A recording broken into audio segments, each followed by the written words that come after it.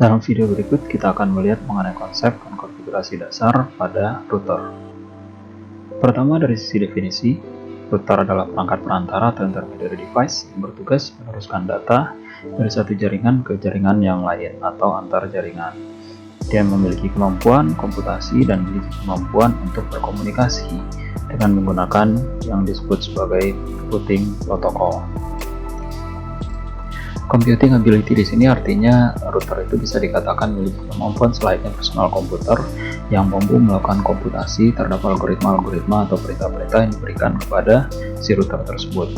Nah, tentunya di sini dia membutuhkan komponen-komponen yang mirip seperti personal komputer itu. Di antaranya adalah operating system. Untuk perangkat router yang dibuat oleh Cisco itu dibekali dengan adanya Cisco Internet Working Operating System atau Cisco IOS. Kemudian yang kedua adanya memori. Memori ada banyak macamnya pada router, khususnya ada yang sifatnya volatil atau yang tanpa daya listrik, maka data yang tersimpan di memori itu akan terhapus. Nah, ini contohnya adalah random access memory atau RAM. Nah, RAM ini fungsinya adalah untuk menjalankan atau merunning konfigurasi-konfigurasi atau perintah-perintah yang kita masukkan ke dalam router tersebut. Kemudian tipe yang kedua atau jenis yang kedua adalah non-volatil, artinya memori tipe ini adalah ketika dia tanpa daya listrik sekalipun, itu ketika kita masukkan data, maka data itu akan tetap tersimpan di dalamnya. Nah, diantaranya adalah read-only memory atau ROM, non-volatile RAM, kemudian flash. Nah, ROM ini dipakai untuk kondisi ketika misalnya seperti booting pada router. Kemudian yang kedua NVRAM. Nah, ini fungsinya penting sekali. Dia akan menyimpan untuk sementara konfigurasi-konfigurasi yang sudah kita masukkan itu akan disimpan di NVRAM, sehingga ketika misalnya router dimatikan atau router di restart, maka konfigurasi itu akan diambil dari NVRAM dan dikembalikan kepada RAM untuk nanti dijalankan. Kemudian ada flash yang biasanya dipakai untuk menyimpan image dari Cisco IOS.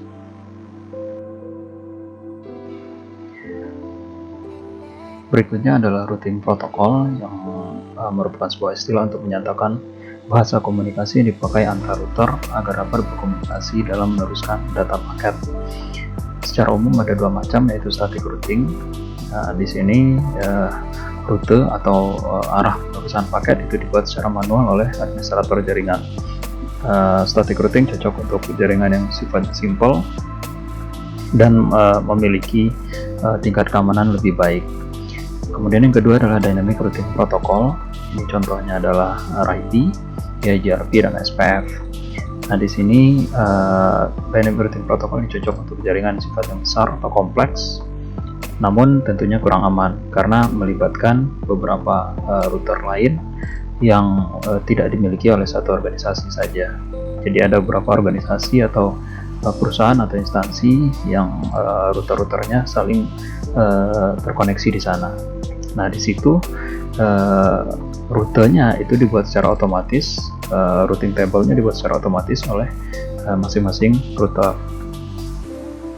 Lalu apakah yang membedakan antara switch dengan router? Dua-duanya adalah sama-sama perangkat perantara dalam jaringan. Bedanya kalau switch itu bekerja pada layer 2 model OSI, kecuali ada tipe yang multi layer switch, dia bisa bekerja pada dua layer yang berbeda. Kalau router itu bekerja pada layer 3. Kemudian switch itu membaca dan meneruskan data yang dinamakan sebagai frame itu berdasarkan MAC address atau device physical address. Kemudian dia tidak memiliki kemampuan untuk meneruskan data antara jaringan. Sedangkan untuk router dia memiliki kemampuan untuk meneruskan data antar jaringan karena dia bisa memiliki kemampuan untuk membaca dan meneruskan data atau yang disebut sebagai paket di sini berdasarkan IP address atau device logical address. Nah, switch ini sendiri itu sangat bermanfaat untuk membangun jaringan yang sifatnya area lokal atau LAN. Sementara router itu penting untuk mengembangkan jaringan dengan area yang lebih luas, misalnya seperti MAN, WAN, dan sebagainya.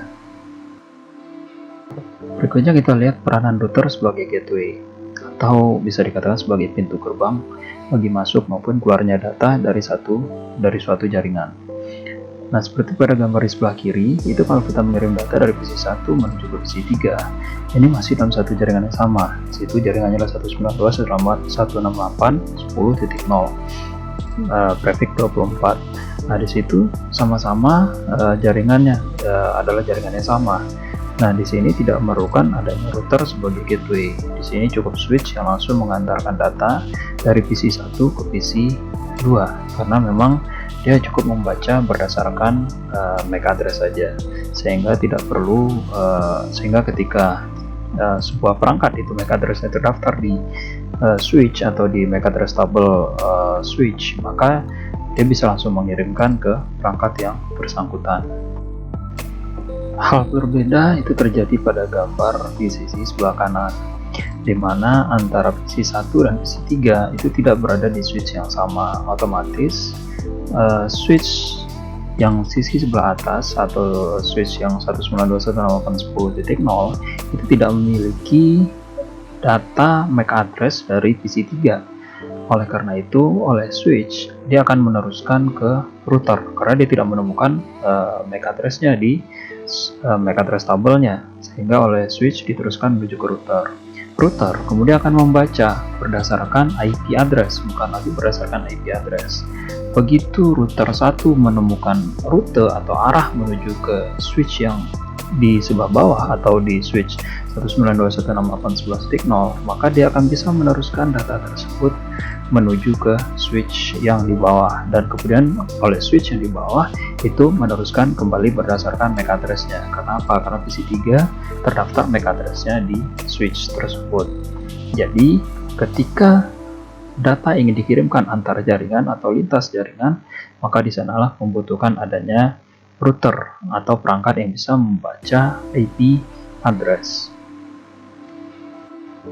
Maka disinilah terlihat peranan dari router sebagai sebuah gateway atau pintu masuk maupun keluarnya data antar jaringan atau lintas jaringan. Lalu bagaimana router bekerja? Kita bisa lihat dalam animasi berikut. Jadi ada sumber data dan tujuan dari data. Kemudian router itu bertugas untuk meneruskan data yang di sini disebut sebagai paket data, atau prosesnya disebut sebagai paket forwarding. Nah, begitu sumber data mengirimkan data, maka router yang pertama itu akan mencari rute yang terbaik untuk meneruskan data tersebut. Ada dua pilihan, misal ke kiri atau lurus misalnya. Nah, kemudian begitu dia sampai di sebuah router, maka router tersebut akan berkomunikasi dengan router-router yang ada di sampingnya atau yang biasa disebut sebagai router tetangganya, yang nanti akan berkomunikasi dengan menggunakan protokol routing tadi. Dan begitu seterusnya dari satu router ke router berikutnya sampai data tersebut terkirim ke tujuan data. Nah, proses untuk menentukan rute dari sumber ke tujuan data ini, itulah yang disebut sebagai proses bernama routing. Proses routing ini sendiri itu tentunya membutuhkan suatu proses yang cukup panjang. Nah, untuk bisa menemukan rute dalam proses routing, itu sebuah router dibekali dengan sebuah peta yang biasa disebut sebagai routing table. Routing table atau tabel routing ini disimpan di dalam memori RAM pada router tersebut. Dan isinya itu secara umum adalah berisi jaringan-jaringan yang terhubung dengan alamat jaringan-jaringan yang terhubung dengan router tersebut, baik yang terhubung langsung maupun terhubung secara tidak langsung. Sekarang mari kita lihat konfigurasi dasar pada router. Saya punya dua jaringan di sisi kiri dan sisi sebelah kanan yang dibedakan berdasarkan alamat jaringannya. Nah, sekarang kita uji dulu. Jadi dari PC 1 ke PC kedua di bawahnya, yaitu PC kasir ke PC administrasi, itu bisa terhubung, dan PC dari staff sales dan supervisor itu juga sudah bisa terhubung. Nah, di sini saya sudah mengkonfigurasikan untuk IP-nya, itu sudah di pre-configure, jadi sudah ada untuk alamat IP dan subnet mask-nya untuk keempat komputer yang saling terhubung tersebut. Nah, berikutnya adalah bagaimana kita menghubungkan antara jaringan di sisi kanan ke jaringan sisi sebelah kanan, atau komputer-komputer di sisi kiri ke komputer-komputer di sisi sebelah kanan. Kita sebut saja nama routernya adalah router gedung A yang menghubungkan antara switch lantai 1 dan switch lantai 2. Nah, kita menggunakan kabel di sini gigabit Ethernet sebagai interface-nya, G00 dan G01.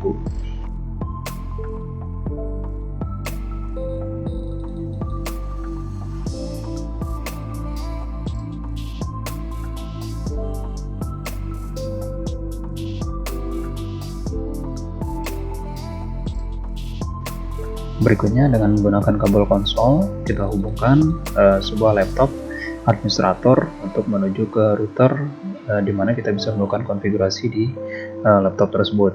Kita masuk ke terminal, kemudian kita masuk ke CLI yang ada pada router tersebut. Perintah pertama kita masukkan begitu masuk ke privilege access mode adalah memberikan nama pada router kita, yaitu router gedung A.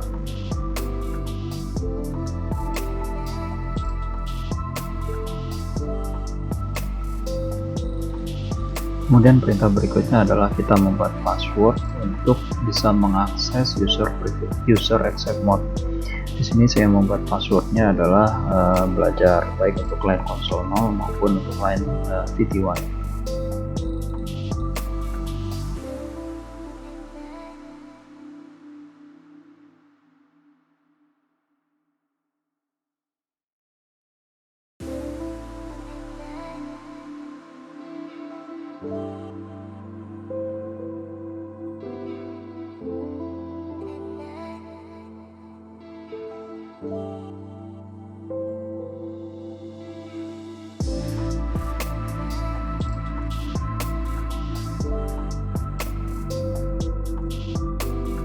Kemudian berikutnya saya juga akan membuat password untuk ketika ingin masuk ke privilege access mode. Nah, di sini passwordnya dengan perintah enable password, saya membuat passwordnya adalah jarcom.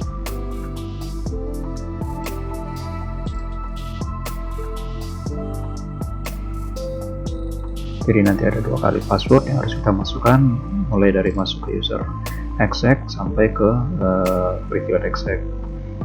Nah, di sini kita bisa lihat dengan menggunakan perintah show run, ini adalah konfigurasinya saat ini sedang dijalankan oleh router tersebut. Nah, di sini ada beberapa kelemahan, diantaranya adalah terdapat password yang belum terenkripsi atau masih dalam bentuk plain text. Contoh di sini belajar dan jarcom. Nah, sekarang perintah berikutnya yang akan kita lakukan adalah mengenkripsi password dengan perintah service password encryption.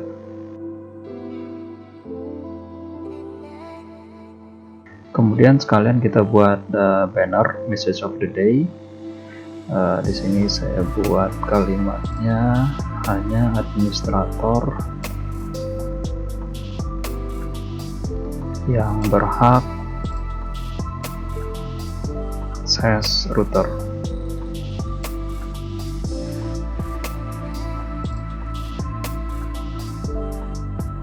Nah, kemudian kita coba masuk lagi. Nah, di sini kita sudah bisa lihat bahwa bannernya sudah kelihatan, hanya administrator yang berhak akses server. Nah, kemudian kita diminta untuk masukkan password. Di sini passwordnya belajar. Kemudian masuk ke privilege access mode. Kita masukkan lagi passwordnya adalah jarcom. Sekarang kita cek lagi show IP root-nya sekali lagi untuk melihat konfigurasi yang menunjukkan bahwa password kita sudah berada dalam bentuk ciphertext atau bentuknya sudah terenkripsi. Oke, bisa kelihatan bahwa tadi password belajar maupun password jarcom itu sekarang sudah dalam bentuk yang terenkripsi.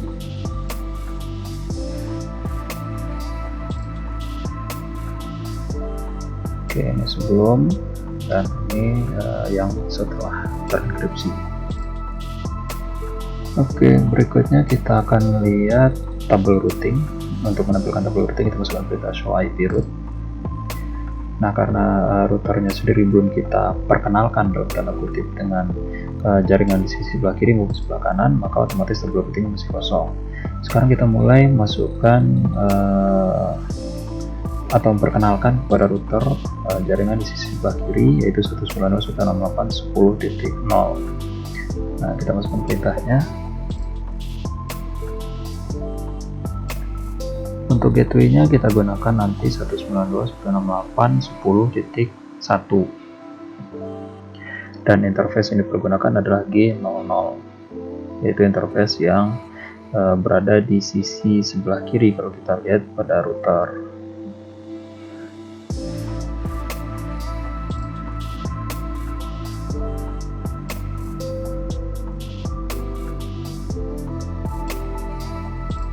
Kemudian kita aktifkan dengan perintah no shutdown atau no shut saja. Di yang kelihatan kalau dipakai tracer masih merah, itu nanti akan berubah jadi hijau karena jalurnya atau interface-nya sudah dalam kondisi atau statusnya up. Kemudian berikutnya adalah jaringan di sisi sebelah kanan atau yang warna kuning.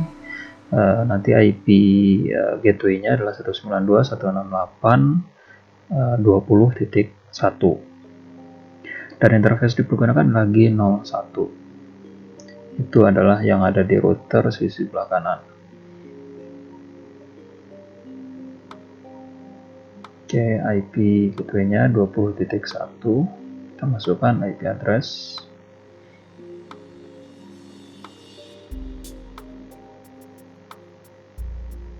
Beserta dengan subnet masknya. Kemudian sama seperti yang tadi, kita aktifkan interface-nya dengan perintah no shut, atau kalau lengkapnya no shutdown. Oke, sekarang statusnya sudah up. Oke, berikutnya kita bisa exit, kemudian kita cek lagi tabel routingnya.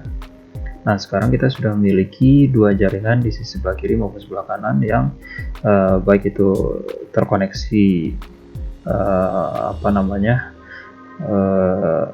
di sisi sebelah kiri maupun sisi sebelah kanan, dua-duanya itu sudah terbaca oleh router. Jadi nanti router sudah mengenali cara atau arah untuk meneruskan data, misalnya dari PC sebelah kiri mau menuju atau mengirim data ke PC sebelah kanan. Nah, sekarang router sudah bisa memiliki kemampuan tersebut. Kemudian langkah terakhir tidak kalah pentingnya adalah kita menyalin konfigurasi kita ini atau running config kita ini ke starter config, atau menyalin dari data di RAM itu disimpan ke NVRAM, supaya nanti kalau terjadi sesuatu pada router kita, misalnya dimatikan atau restart, nanti router masih menyimpan konfigurasinya di NVRAM yang nanti bisa dikembalikan lagi ke RAM untuk dijalankan. Oke, kita masukkan perintahnya sudah, copy running config startup config, sudah selesai. Oke, statusnya. Nah, sekarang kita sudah selesai untuk konfigurasi pada router, konfigurasi dasar pada router itu sudah selesai. Nah, sekarang langkah berikutnya adalah kita coba untuk menghubungkan atau mengirim data. Kita gunakan saja video simple dari PC kasir ke PC sales, dan ternyata fail. Hal yang sama kita coba misal mengirim data dari PC kasir ke supervisor, dan tetap fail juga. Namun kalau kita kirim dari PC kasir ke administrasi itu bisa berhasil. Nah, disinilah kita melihat peranan dari yang namanya gateway. Nah, tentunya kita harus setting dulu gateway-nya sesuai dengan tadi kita setting masing-masing, yaitu kalau untuk jaringan di warna biru 192.168.10.1 untuk semua komputernya tanpa terkecuali, karena kalau tidak dimasukkan gateway-nya otomatis komputer tersebut akan terisolasi dari jaringan yang lain, jadi hanya bisa di jaringan yang sama saja. Oke, saya masukkan lagi ini untuk yang PC administrasi. Hal yang sama saya juga lakukan pada PC sales. Di situ saya masukkan juga gateway-nya sesuai dengan tadi dimasukkan, yaitu 192.168.20.1. Saya kopikan saja, pindahkan ke laptop supervisor. Oke, nah sekarang kita bisa tes. Jika Jika hasil pembacaannya masih failed, statusnya masih failed, kita bisa coba sekali lagi. Oke, sudah bisa. Jadi kadang pembacaan itu memang agak sedikit lama, jadi mungkin kita perlu fast forward beberapa kali untuk memastikan routernya telah mampu membaca konfigurasi. Oke, berikutnya setelah di fast forward kita coba sekali lagi. Oke, data service provider sudah successful. Kita tes sekali lagi untuk memastikan tidak ada lagi yang fail satupun. Administrasi ke sales, kemudian dari administrasi ke supervisor. Oke, semua perangkat sekarang sudah bisa terhubung dan kita bisa menghapus kabel konsol. Oke, demikian video pembelajaran kali ini, semoga bisa dipahami dengan baik.